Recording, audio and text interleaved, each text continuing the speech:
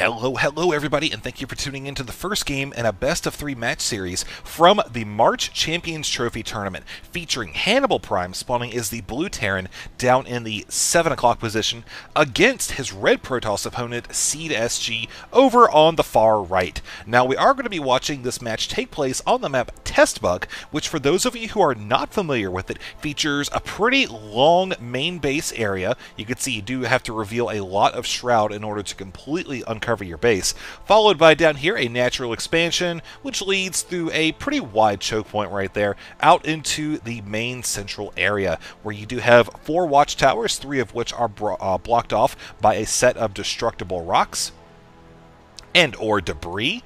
And over in the kind of outlying middle area, you have a couple other expansions, 3 of which are blocked off by rocks, and those same 3 are high-yield expansions, so very cool stuff indeed there. That looks like kind of a third geyser there for a minute. Pretty cool indeed.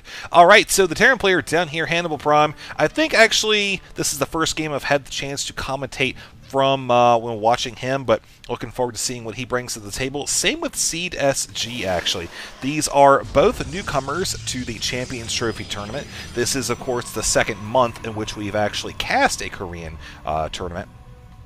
So, all in all, actually, the first one turned out pretty darn well. I have to say, this one is a 16-player tournament, same as last time, and it actually had a lot of good players. We had HannibalPrime, Czech Prime, Startail Bomber, Startail Ace, God, who else? We had Huck in there. A whole bunch of people. I don't have the entire list with me, but all in all, it's a pretty good series. And I actually have most of them ready to cast for you, so you can look forward to seeing that over the next week or so. This is, of course, in the tournament that took place about a week or so ago, about actually, it wasn't even a week. It's March 26th. So it was, don't be surprised if this is a game you saw during the tournament. This is one that I cast, but since the games took place at such an early time in the morning, I think it was like 4 a.m. Pacific time where I'm at, that I think a lot of people actually missed out on watching it. So I figured I would just go ahead and recast them. And you guys, you know, if you've seen the games before, hopefully I bring a bit more to it in the way of analysis. But you know, still, if you haven't seen it, it's a good game. All 3 or 2 of them are. You never know. Could be 2, could be 3. Oh, thought I was going to spoil it there, but I didn't. Alright, so now the Terran player got his scout up here, seeing exactly what the Protoss player is doing. Opened up with a pretty standard build, going for that second geyser. Got that cap down before the cybernetics core was completed. We'll see exactly what he's going to do in a moment or two. Meanwhile, down here, the Terran player, you see he's getting Stem and a Reaper. Notice he also is working on 2 refineries very early, before any sort of second or third barracks, so it's very likely he's going to be doing some kind of teching, as apparently I like to flip my camera back and forth. I'm not going to sing it. I'm not going to sing it. I whip my hair back and forth. Okay, I had to do it. But anyways, Reaper is going to be indeed heading out to scout out the Protoss player, who you see is placing a Stalker in a very nice spot. This is the only other entry point for the base that can be accessed by the land. So you're actually going to see this Reaper heading up right now, and the Protoss is thinking, alright, if a Reaper's going to be coming from that spot, I better put a unit here so that way I can catch it. Sure enough, look at what's going to happen. Reaper was caught right there and is heading back down towards the Terran base.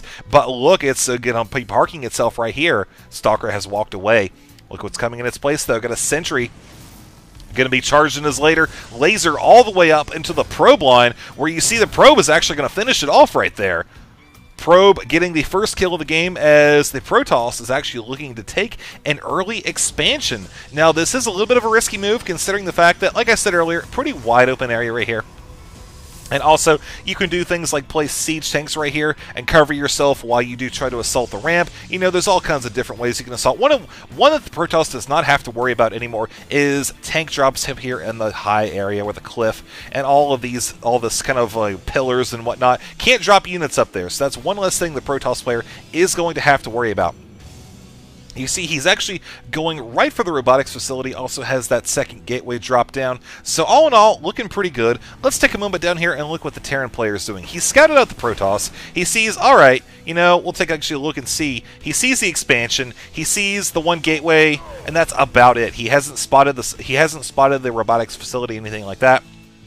So all he knows right now is that the music is going to skip and that the Protoss is going to be down on his army size a little bit. So you see, he's not expanding himself. Instead, he's going with a 1-1-1 build, going ahead and getting a medevac. And there's the Protoss actually trying to do a little bit of scouting with the Stalker, at least trying to get up to the top of the ramp here and maybe see if there's any structures that would give an indication of what the Terran player is doing within visual range. Not going to be the case, though, as those Marines were ready to kill the Stalker very quickly.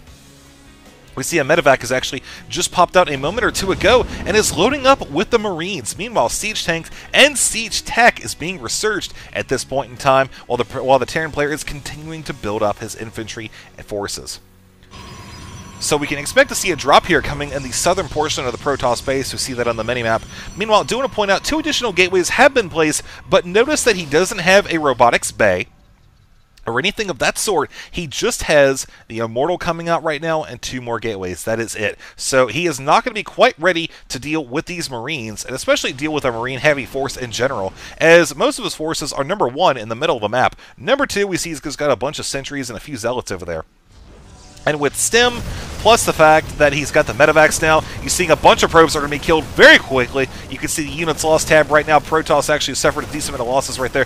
One of those Stalkers so very close, he might actually lose the Immortal. Oh man, he got that out at the very last second. Good save there indeed. What won't be saved there is this pylon, though. Okay, maybe it will be 7 hit points. 2 more shots, and that would have killed it. But hey, alright, whatever. You see Terran didn't lose any Marines in that go. And we'll keep an eye on the units lost tab just a second or two longer, see if anything else is going to be gone here. It looks like no, just 1 Marine, and that's going to be it for that attack. Overall, looking at the income right now, you can see, despite the fact that Protoss does have this expansion, both players are sitting about even. You see Toss is kind of shooting ahead a tiny bit there, but the Mules are definitely helping to keep that up. Also, the loss of those SCVs in the mineral line is going to lead to some pretty heavy reduction. Oh, goodbye, probe. Or not probe, observer. Hey, they're the same thing, right? I'm sure I'm going to get yelled at for that one. It's a trolling. I get it. Calm down. I know you're getting ready to scroll down right now and type something in the comment box. So right now, Terran is doing exactly what he, well, frankly, should be doing. He realizes, all right, Protoss still really doesn't have that big of an army, not a great composition to deal with a giant ball of Stim Marines and SCVs and a couple siege tanks. So, you know what? I'm going to take advantage of that. I'm going to go over here, take out this expansion, because you look, 1 Immortal, you know, 2 Stalkers, a few Zealots, a few Sentries, certainly not enough to deal with this, especially with the medevacs. I mean, the stimming and the medevacs combined, that is just a brutal combination. And enough SCVs here to tank the Zealots with the siege tanks for support. Very, very potent combination of forces here, especially considering the timing of this attack.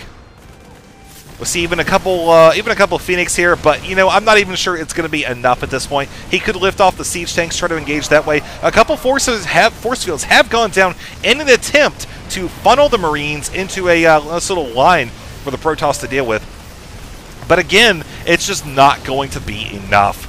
You see actually another couple force fields have gone down, but to what point? I mean, look at this, man. The siege tanks are up here. The Marines are just annihilating what's left of the Protoss forces, which is just Stalkers at this point. And now we force the GG from SeedSG. So, HannibalPrime is going to move on into game number 2, up with a victory here. And let's go on and see if Hannibal is going to shut it out, or if we're going to move on to a game 3.